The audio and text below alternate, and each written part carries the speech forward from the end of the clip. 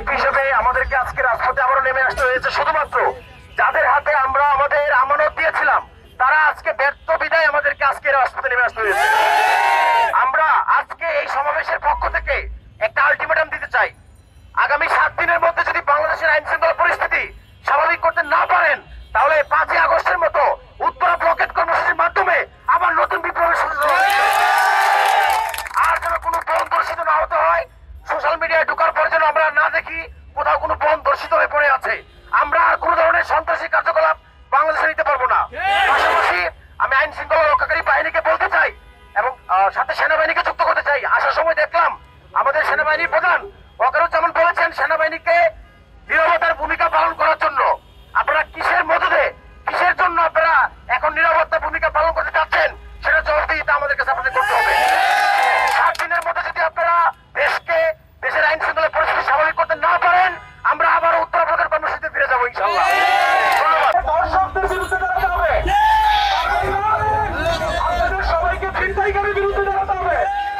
আপনি আজকে সন্ধ্যার পর ঘরে যেতে পারবেন কিনা কোনো গ্যারান্টি নেই। ব্যবসা করেন, চাকরি করেন, যাই করেন, আপনি সন্ধ্যার পর ঘরে যেতে পারবেন কিনা কোনো গ্যারান্টি নাই। আমার বোন ভার্সিটি শেষ করে স্কুল শেষ করে ঘরে ফিরতে পারবে কিনা কোনো গ্যারান্টি নাই।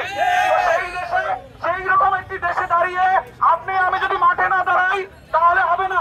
জায়গায় স্থানবাদী টেন্ডারবাদীর নামে আমাদের ছাত্র ভাইরা, বিভিন্ন বিশ্ববিদ্যালয়ের ভাইরা, ওই স্কুল কলেজের ভাইরা আমরা অলওয়েজ প্রতিরোধ করার চেষ্টা করতেছি, কিন্তু আমাদের কাছে তারা অস্ত্র দিয়ে হামলা করে আমাদের ভাইদেরকে আহত করে। আমরা বলতে চাই আপনাদের কত অস্ত্র আছে আমরা দেখে নেব। আমরা 24শে জুলাই বিপ্লবের ছাত্র সমাজ আবার রাস্তাতে নামবো। আপনাদেরকে আমরা দেখিয়ে আপনি এই বাংলাদেশকে ফ্যাসিস্ট হাসিনাকে যেভাবে বিতরিত করছে, এই বাংলাদেশের দর্শক খুনি ছিনতাইকারী চাঁদাবাজ সবাইকে এইভাবে বিতাড়িত করবো।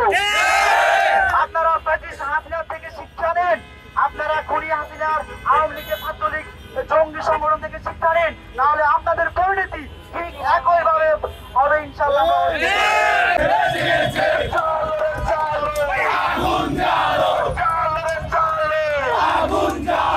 আমার ভাই কবরে খুনি কেন বাহিরে